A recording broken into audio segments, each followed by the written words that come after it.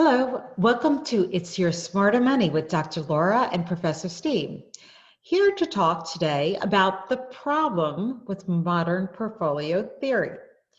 So, Steve, is there a problem with modern portfolio theory? That's the question, right? Yeah, and it's a great question, and there really was an original problem with MPT, uh, and that is, I guess the root of the problem was oversimplification to some extent, and also the fact that anyone who uses a piece of software that builds portfolios using MPT will very quickly find out that it leads to really poorly diversified portfolios because the software is highly sensitive to the projected return on the asset classes. And so there have been a number of advancements made in the theory over the years to help fix those problems. But what's interesting is we don't really see a lot of those advancements being adopted by practitioners. So I think that is a major problem with the theory. The major problem, I think, is that most people have not been properly educated and trained in modern Yep, portfolio theory. I Only agree completely. did I learn about it, and only because you have a CFA and a master's in financial planning did you really learn about it. Because in the CFP, I don't think even the CFP designation really got into the nuts and bolts of why modern portfolio theory is so important. And I hear advisors all the time saying, oh, I don't believe in it, or I don't Yep, understand, I don't think it really works. And I just yep, look at them, I'm like, well, okay, fine. You don't believe in science because, again, it and is mathematics. right. It's been shown that it really truly does work.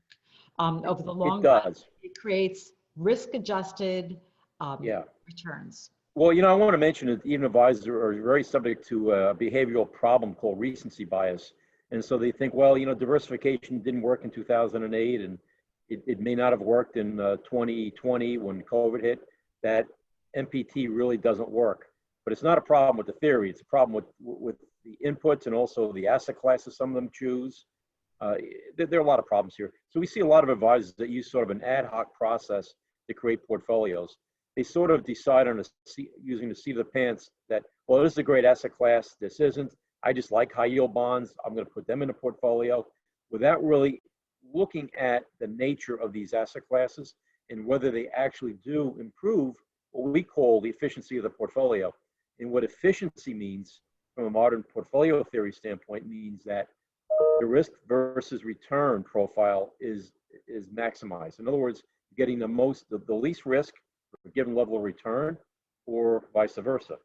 Okay, the most return for a given level of risk.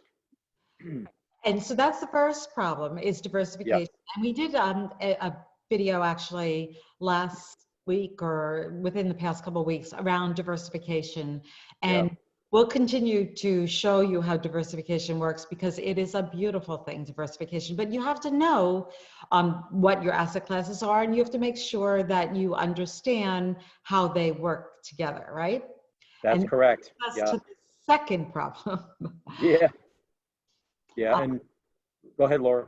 No, I was just going to say the second problem being that even if you believe in it and you want to implement it, the problem is that many people don't have the tools to implement it. They don't have the proper software to do that.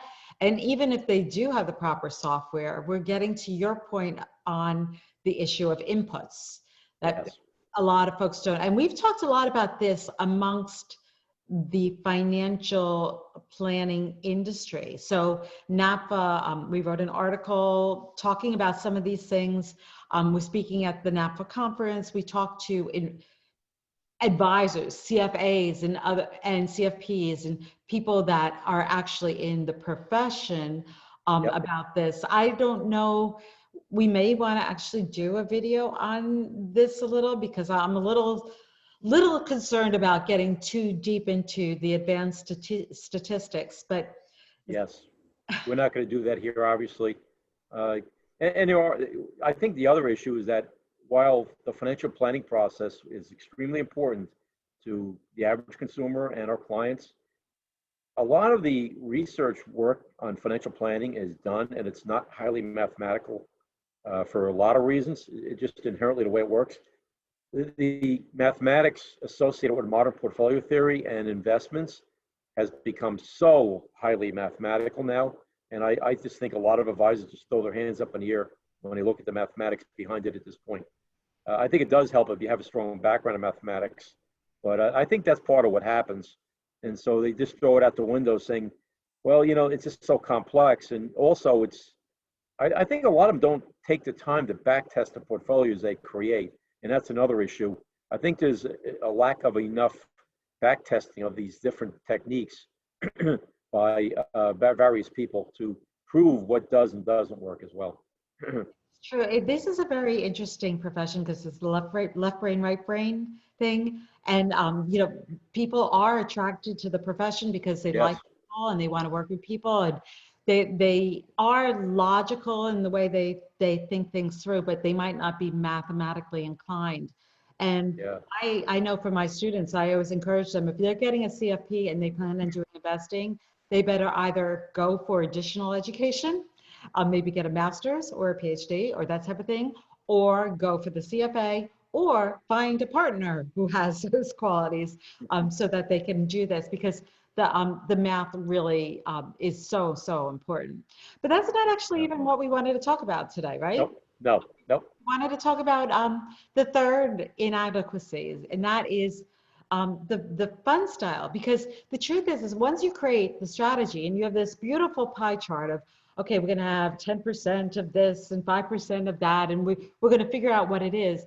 You now have to figure out what securities, what stocks, what bonds, what ETFs, what mutual funds, what are you going to get to represent that asset class, right? And that's really important, because what you've done is you spent a lot of time, hopefully, choosing the asset classes on using the parameters we mentioned, those that add value to the portfolio.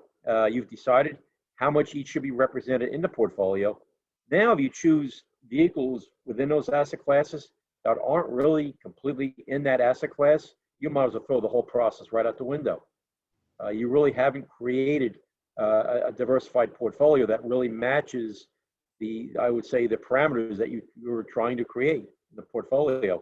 So we can actually look at a couple examples of this, right, Laura? For example, in the large cap area. Yeah, so this is actually recently somebody was telling me that this was their value, large cap value holding in their portfolio. And I said, oh, really? It was your value. And so Steve, of course, I went to Steve and asked him to pull this off of the Bloomberg terminal to see exactly how much of the— And I colored it in using crayons, by the way. So he actually pulled this off of the Bloomberg system, which tells us the style within each of the fund. Right. So we like to understand what does the fund actually hold in terms of securities, yep, and also what is the style.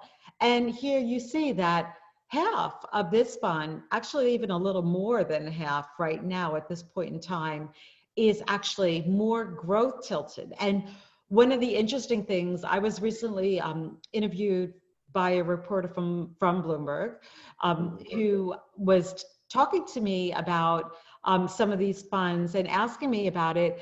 And we found out that 29% of this fund is being held by the 5 top stocks that have been driving the market: Facebook, Netflix, Microsoft, Google.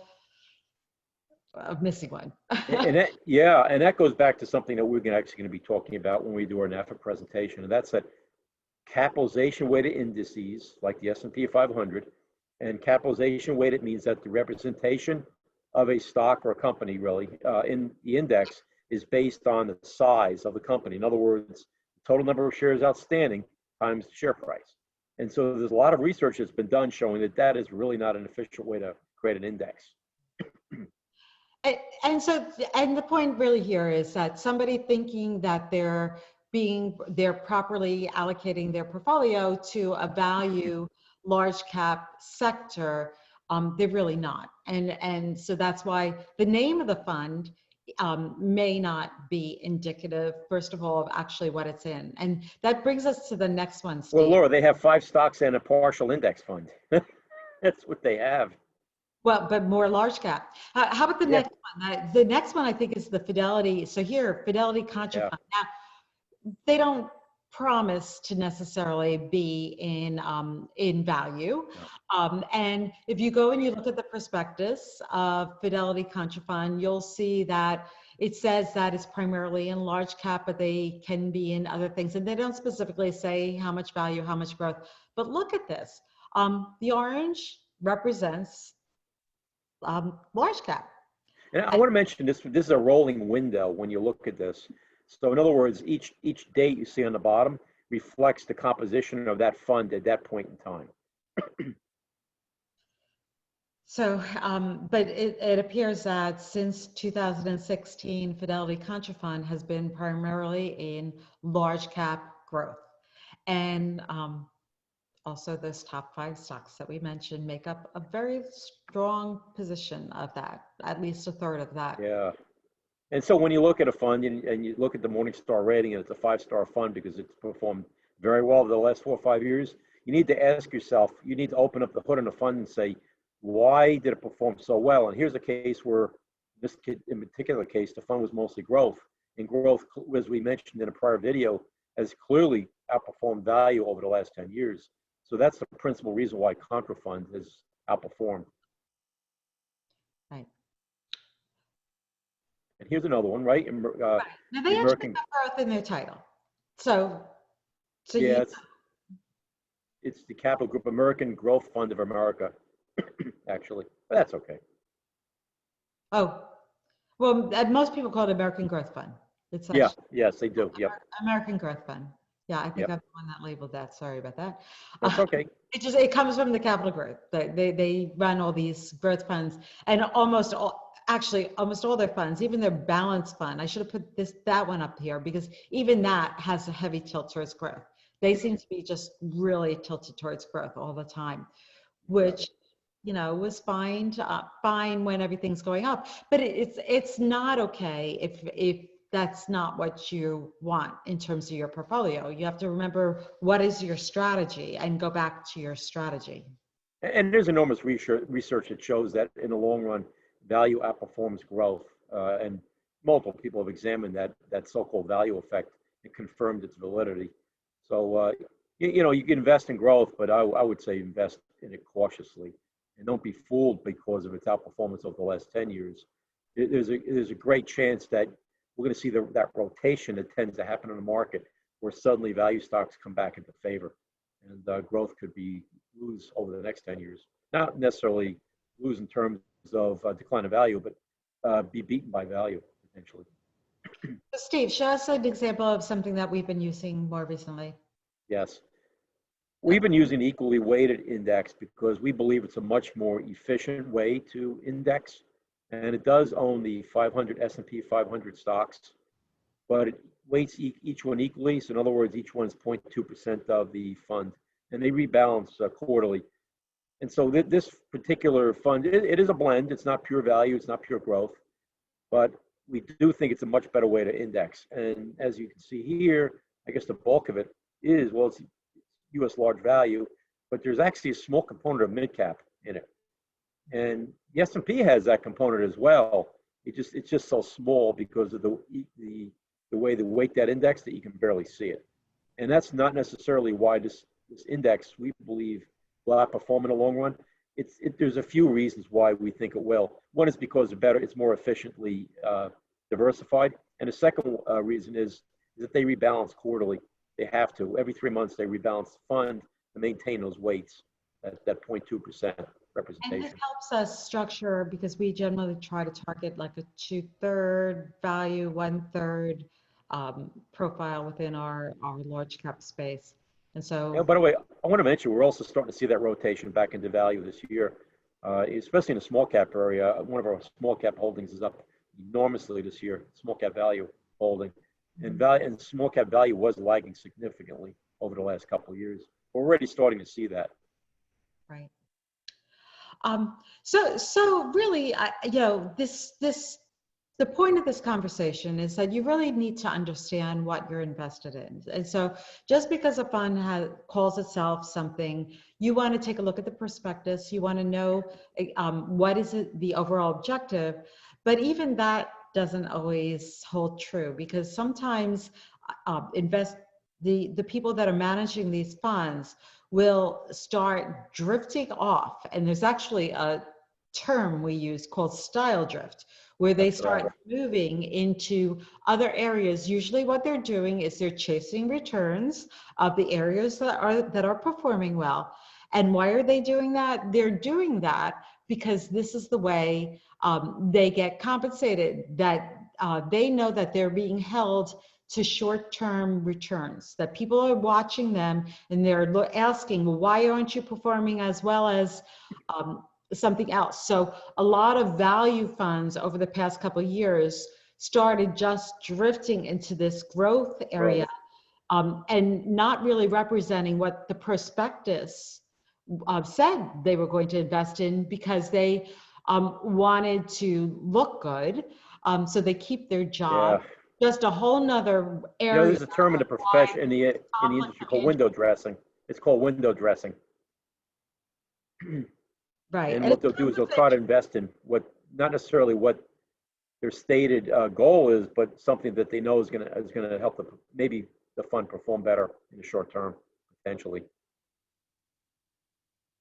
Right. And, you know, I just want to mention, we did look at that bond fund yesterday. That's just for another video, but when we looked under the hood at the bond fund, we saw that this bond fund was holding a lot of municipals of dubious quality, double B and triple B. And so we saw that's a perfect example of style drift right there. And a fund manager trying to do something to improve the return because they need to market the fund. And how do they market the fund? They market it purely through performance. Right. So as always, we're here to answer any questions you have about your own personal investments or anything that we're actually doing for you. And you have questions, please give us a call. And if we don't hear from you, we will continue to reach out and provide this additional education, and reach out for our quarterly discussions to make sure that we're still in line with your objectives. So thank you, and we'll talk to you soon.